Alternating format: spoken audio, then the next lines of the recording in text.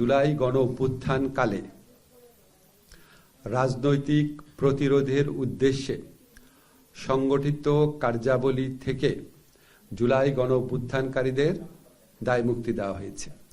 রাজনৈতিক প্রতিরোধ বলতে আমরা বুঝিয়েছি ফ্যাসিস্ট সরকারের পতনের মাধ্যমে গণতান্ত্রিক শাসন ব্যবস্থা পুনরুদ্ধারের লক্ষ্যে সংগঠিত যে কার্যাবলী ছিল সে সমস্ত কার্যাবলীর ফৌজদারি দায় দায়িত্ব থেকে জুলাই গণ অভ্যুত্থানকারীদের দায় মুক্তি দেওয়া হয়েছে। এটা হচ্ছে জুলাই এবং অগাস্টে সংগঠিত কার্যাবলী, জুলাই অগাস্টে।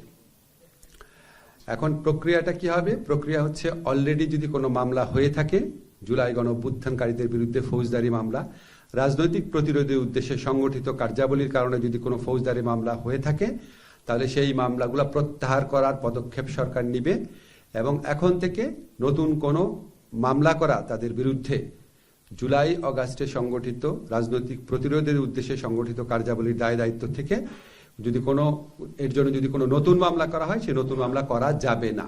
অলরেডি যে মামলা করা হয়েছে সেগুলি প্রত্যাহার করা হবে আর নতুন কোনো মামলা করা যাবে না। আপনারা কয়েকটা জিনিস লক্ষ্য করবেন, আমি বারবার রাজনৈতিক প্রতিরোধের উদ্দেশ্যে শব্দটা ব্যবহার করছি।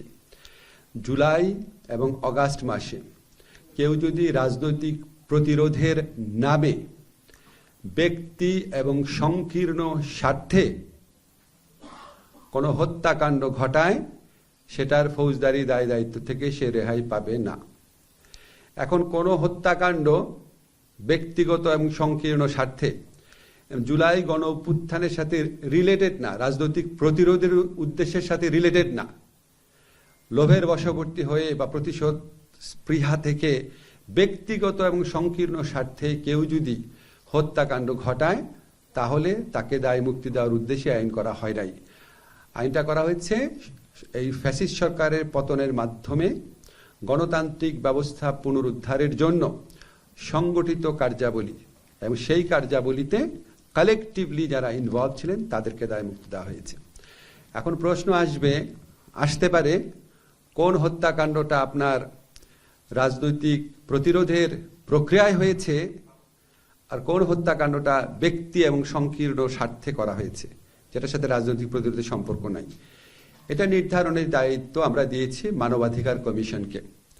কোনো ভিকটিমের পরিবার যদি মনে করে তার পিতা বা তার ভাই হত্যাকাণ্ডের শিকার হয়েছে অন্য কারো ব্যক্তিগত সংকীর্ণ স্বার্থ থেকে, এটার সাথে ফ্যাসিস্ট সরকারের পতনের সম্পর্ক ছিল না, তাহলে তিনি মানবাধিকার কমিশনে যাবেন।